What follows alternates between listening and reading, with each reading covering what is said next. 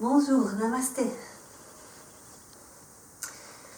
Pour cette séance, j'ai choisi de prendre que du matériel que vous pouvez trouver chez vous, donc pas de matériel spécialement de yoga, mais vous montrer que c'est possible de faire avec tout type de matériel accessible. Donc par exemple, au lieu d'une sangle, vous pouvez utiliser une ceinture, ou vous pouvez utiliser un foulard qui résiste bien aussi à la place d'une sangle. Aussi à la place des briques, il y a, vous trouvez un gros livre, quelques livres. Ça peut être utile pour quelques postures. Donc préparez votre matériel.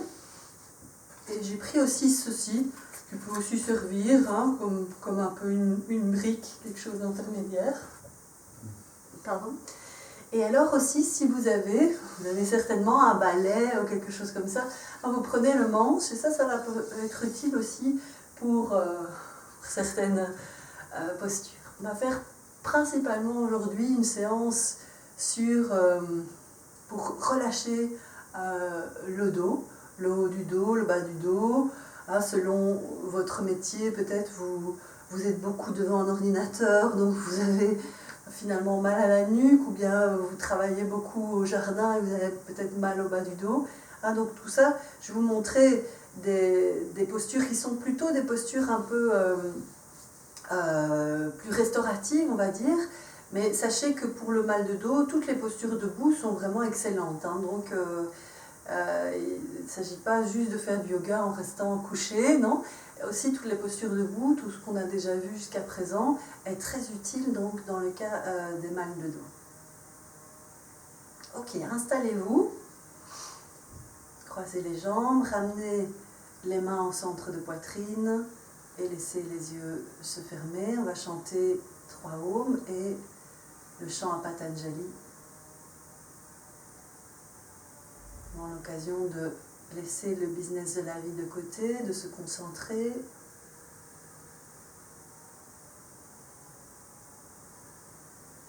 Concentrez votre attention sur le bout du nez et relâchez complètement dans le visage, les mâchoires, la gorge. Tenez-vous droit, rentrez les omoplates dans le dos. Relâchez les cuisses. Commencez à chanter le mantra Om silencieusement, intérieurement. Connectez-vous à votre propre vibration. Laissez vibrer ce son universel en vous-même.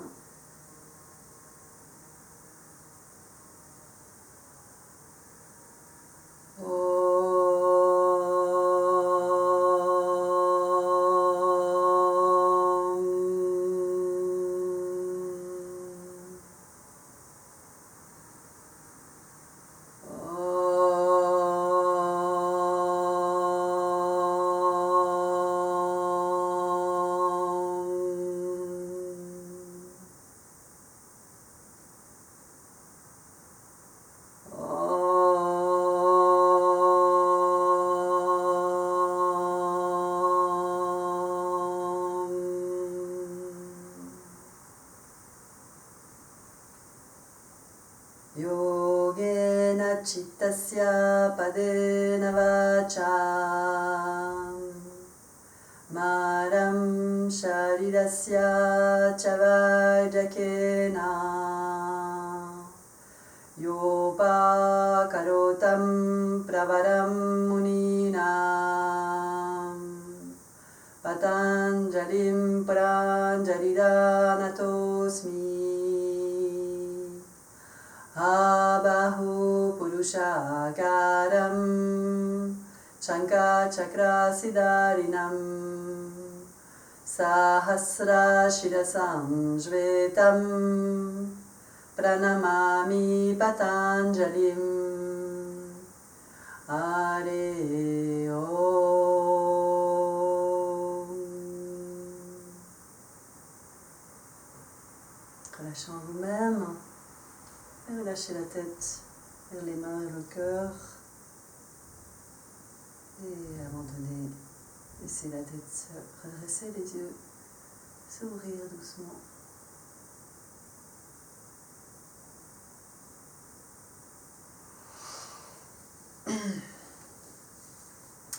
commencer par, vous voyez ici, au lieu de couverture, j'ai pris des coussins. Donc vraiment prenez ce que vous avez. Et venez vous asseoir. Prenez tous les supports qu'il vous faut si vous avez besoin de vous asseoir comme ceci sur le coussin pour être confortable. Ici, on va commencer déjà à faire quelques petites pratiques pour la nuque. Donc commencez, venez croiser les doigts à l'arrière. Donc, venez croiser les doigts à l'arrière ici de la nuque, de la tête. Venez à dégager la nuque, comme ceci. Et commencez doucement à pousser la tête contre les mains et à descendre les épaules. Et respirez. Allongez les coudes vers le plafond. Ne cassez pas le dos, donc laissez le sacrum qui descend, les côtes à l'intérieur. On respire. C'est un moment où on relâche. Et puis on recommence. On essaye vraiment d'avoir la nuque très longue. Et on relâche. On peut venir croiser les pouces derrière dans le dos et aller comme ceci. Ça c'est vraiment excellent pour encore vraiment relâcher les trapèzes. Là comme ceci. Voilà, intéressant d'avoir les bras qui sont tendus comme ça. On peut vraiment tirer les épaules vers l'arrière. Donc si vous ne pouvez pas tendre les bras, prenez un foulard, prenez quelque chose et tirez vos bras. Tendez les bras. Vous voyez, là on a une belle ouverture de poitrine et on a aussi les trapèzes qui peuvent vraiment, au lieu d'être comme ça, vraiment bien s'étirer. La nuque est longue, on étire jusqu'en haut du crâne. Et puis on va vers l'avant. On ouvre les genoux et on va vers l'avant.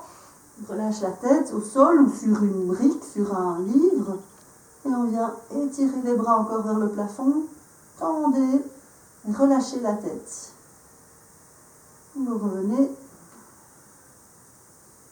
Vous pouvez rester plus longtemps, évidemment, dans ces postures. Changez le croisement des pouces si vous aviez fait avec les pouces et vous repartez.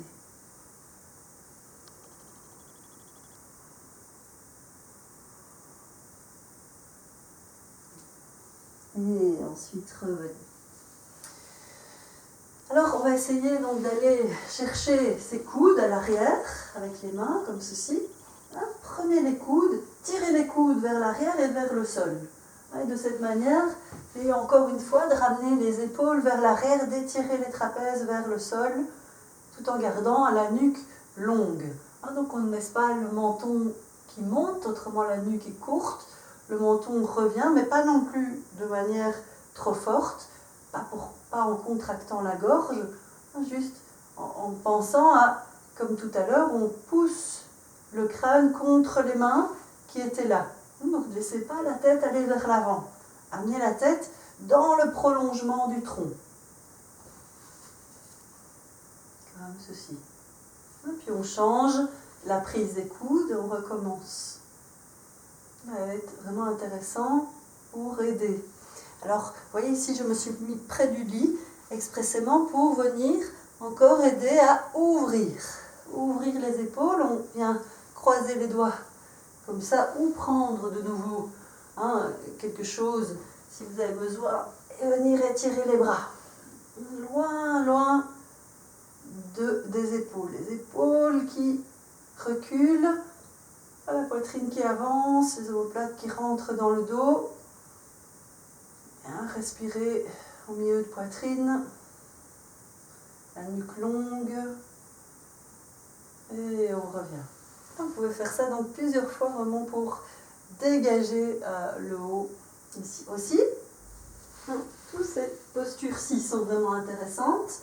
C'est quand on va chercher Paschimottanasana à l'arrière. Paschima Namaskar plutôt. Donc c'est Namaskar à l'arrière. Et on essaye de ramener les coudes vers l'arrière. Ramener les coudes vers l'arrière. Et de progressivement monter les mains dans le dos. Se mettre un peu vers l'avant, essayer de monter encore un peu les mains dans le dos et revenir. comme ceci.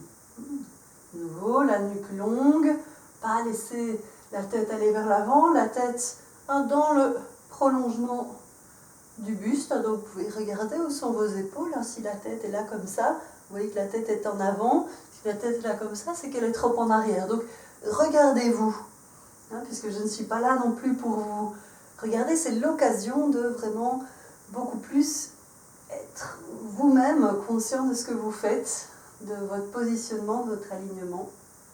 Comme ceci. À partir de là, je vous montre comme ceci.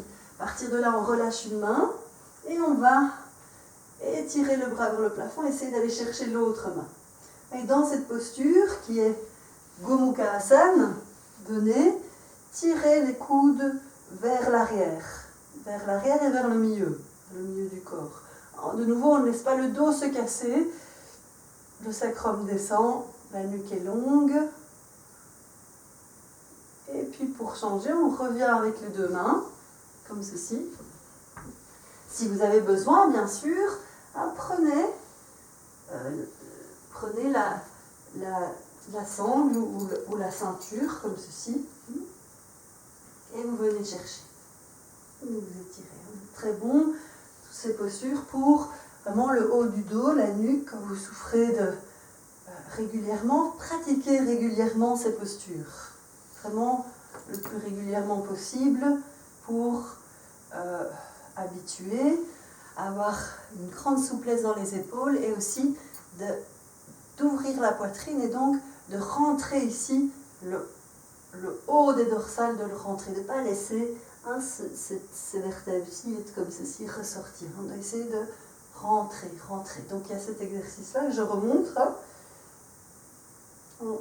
On vient vraiment rentrer cette région-ci. S'il était comme ça, on rentre en poussant la tête contre les mains. Ok. Vous pouvez changer l'assise, si vous n'êtes pas confortable, vous venir croiser les jambes, venir vous asseoir plus haut, n'hésitez pas. Maintenant, moi j'ai pris aussi ceci, donc le manche à balai. C'est aussi une bonne façon de venir rentrer les omoplates. Donc, si on place comme ça le bâton au niveau des omoplates, après on peut pousser avec les mains et chercher vraiment à bien sentir cette rentrée des omoplates dans le dos.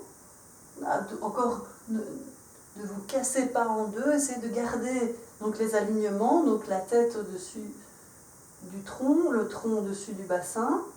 Et puis progressivement, vous voyez si vous pouvez évoluer en rapprochant un peu plus les mains de vous et encore en accentuant donc la rentrée des omoplates dans le dos, l'ouverture de poitrine. Vous pouvez progressivement laisser la tête monter.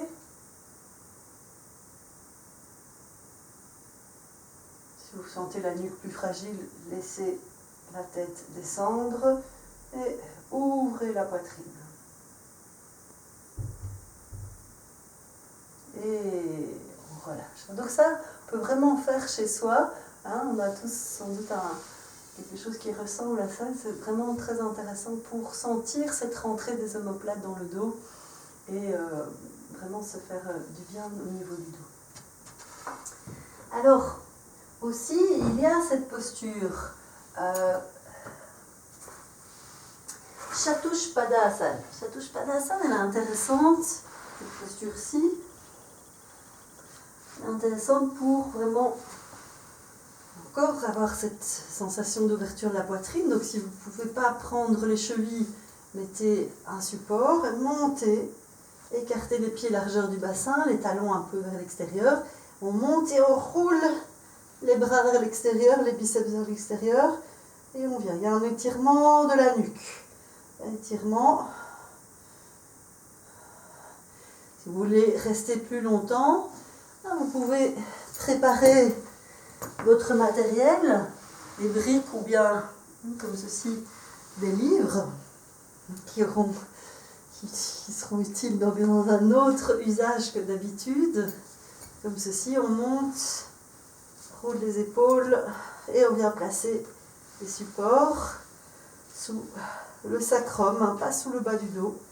Donc le sacrum, il se trouve au niveau du bassin, comme ceci. Et alors on peut aller chercher des briques comme ceci et travailler encore le fait de dégager la nuque, de dégager la nuque en amenant les épaules loin des oreilles.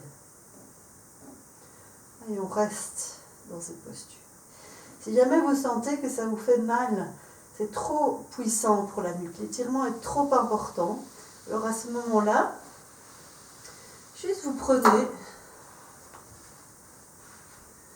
un coussin ou deux que vous mettez sous les épaules, comme ceci. Donc vous les mettez comme ceci sous les épaules, la nuque est en dehors. Vous pouvez mettre plus de coussins si vous sentez que vous avez besoin. Et on vient faire ceci.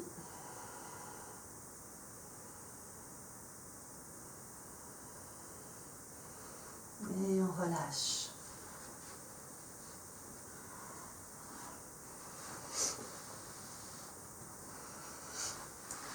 Une autre variation qui est intéressante à faire également, c'est une variation de cette posture Chatuspadasana, mais sur le bord du lit.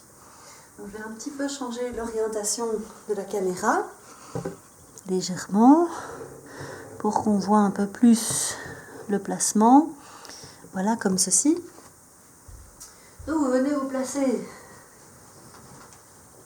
sur le bord du lit, comme ceci. Attention, faites attention à ce que vous faites. On n'est pas haut, donc il ne peut pas vraiment arriver grand-chose, mais quand même, faites attention, on vient bien étirer la nuque. Ah, ça c'est vraiment très intéressant, parce que la nuque ici, elle est dégagée, on est tout à fait dans un autre sens, on n'est plus à contracter la nuque, on est au contraire en train de recréer la courbe naturelle de la nuque. Donc comme ceci, sur le bord, on vient chercher les chevilles, ou la ceinture, ou le ruban, comme vous voulez, et on vient se grandir comme ceci. Alors là, il faut faire un peu attention, pas glisser, mais on ne peut pas glisser si on tient bien ses chevilles, si on tient vraiment bien la sangle ou la ceinture, et on vient rouler les biceps vers l'extérieur et monter la poitrine, monter le bassin, et laisser la tête vraiment descendre. Vous voyez que vraiment le sternum avance, les omoplates rentrent dans le dos. La nuque, elle, est tout à fait relâchée. Et on peut rester, tendre les bras, pousser les bras dans le support, pousser les pieds dans le support, dans le lit. Vraiment très intéressant pour la nuque. En revenant, bien sûr, on se laisse glisser comme ceci. On ne vient pas faire d'à-coups dans la nuque. Bien reposer la nuque comme ceci.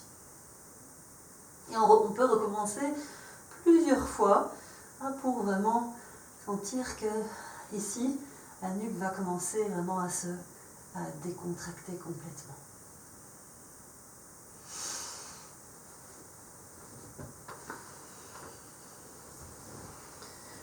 Ok.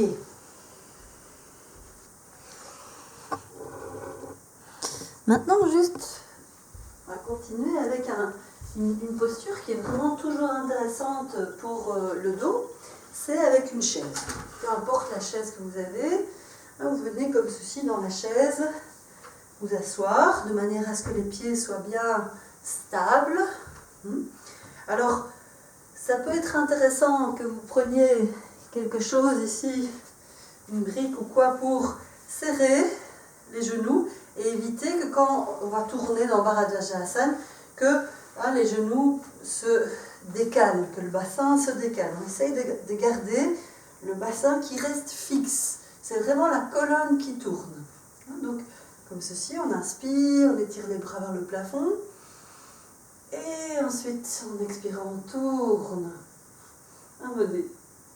Avec ici cette main, ma main droite, je viens chercher la chaise et j'amène tout mon flanc vers la chaise et l'autre flanc ici recule à l'aide aussi de cette main qui recule.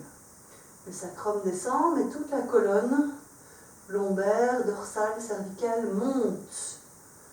Et on peut tourner encore à la tête sur le côté. Surtout quand on a mal à la nuque, c'est intéressant quand même de faire des mouvements de torsion sans exagérer, d'aller dans un sens, dans un autre, comme ceci. Et de continuer à mobiliser donc la nuque. On change de côté. Juste, je change de côté, mais je me mets juste dans une autre orientation comme ceci pour que vous voyez aussi donc, ce qui se passe au niveau du dos. Donc on est bien assis. Et on inspire et on tourne. Donc le sacrum, n'est-ce pas? Le sacrum remonté, le sacrum descend ici, mais ici la colonne lombaire monte. Et on laisse ce flanc-ci reculer et ce flanc-ci avancer. Là, c'est une posture intéressante pour toute la colonne, aussi pour le bas du dos. Attention, donc, pas faire bouger le bassin. Vous pouvez regarder vos genoux, regardez qu'ils sont au même niveau. S'ils ont bougé, ramenez-les au même niveau et tournez. Plus vous allez tourner vers la droite, plus il va falloir que la jambe droite, le genou droit avance. Comme ceci. Vous pouvez regarder aussi de l'autre côté un moment. Donc pour Bharadvajasana. Et on relâche. Alors encore quelques petites choses avec la chaise. J'avais déjà montré un peu quand j'avais montré la séance sur les arcs. Des choses qui sont intéressantes, c'est de venir placer donc la chaise comme ceci au niveau des omoplates. Au niveau des omoplates, et on essaye d'aller chercher là où c'est possible pour ouvrir encore la poitrine. Laissez la poitrine s'ouvrir. Et regardez vers le sol, ou si ça va pour votre nuque, venir ouvrir.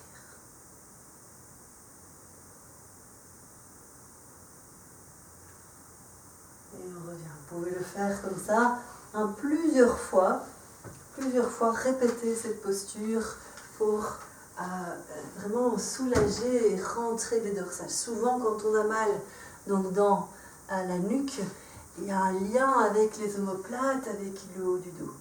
Donc c'est intéressant d'aller aussi mobiliser cette partie-là pour que la région, on crée de l'espace dans la région, on amène la respiration aussi dans la région. Alors une autre chose, je ne vous avais pas montré encore avec le bâton, donc c'est tout à l'heure quand on a fait cet exercice-ci,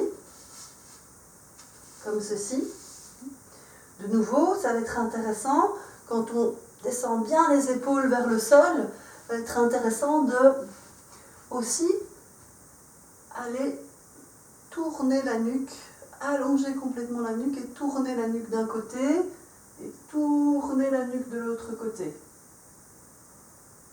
Et puis encore de l'autre côté, en restant, en respirant, en regardant le regard parallèle au sol.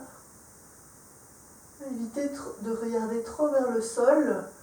Quand on regarde vers le sol, on peut être un peu plus aspiré dans nos pensées.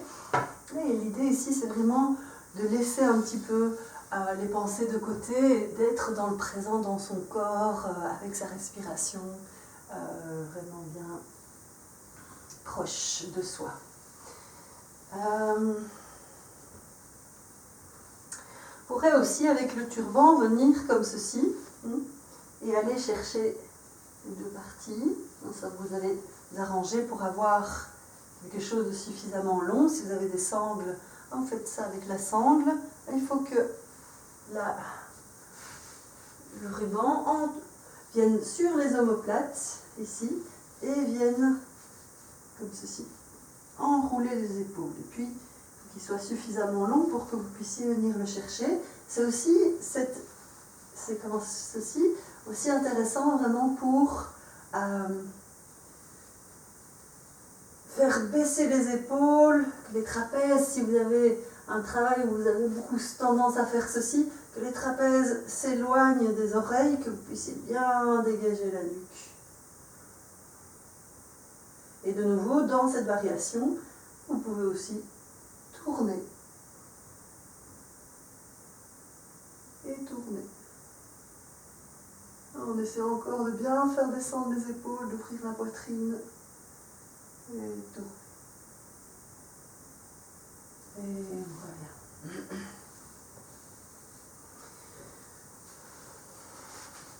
Dernière posture, un peu plus passive, ça va être avec les supports qu'on va venir placer comme ceci dans le haut du dos. Peu importe, vous pouvez avoir des supports plus bas, on peut commencer plus bas comme ceci. Et il va falloir aussi prévoir des supports pour la tête, donc voilà, ici les coussins, vous pouvez vraiment prendre ce qu'il y a de disponible chez vous, voilà, comme ceci. Et donc, la brique va venir vraiment ici, dans les dorsales. Donc on se couche, pas dans les lombaires, pas dans le bas du dos, vraiment dans le dos où il y a la cage thoracique. Et puis vous placez les coussins. L'intérêt, c'est vraiment que cette région-ci soit ouverte, que les épaules puissent descendre. Donc votre support ne doit pas être trop large, de façon à ce que les épaules puissent descendre sur le côté. Et puis vous vous relâchez. Vous pouvez éventuellement tendre les jambes si vous avez l'espace. Autrement, vous restez juste comme ceci. Et vous relâchez. Prenez suffisamment de hauteur pour être bien avec la nuque longue.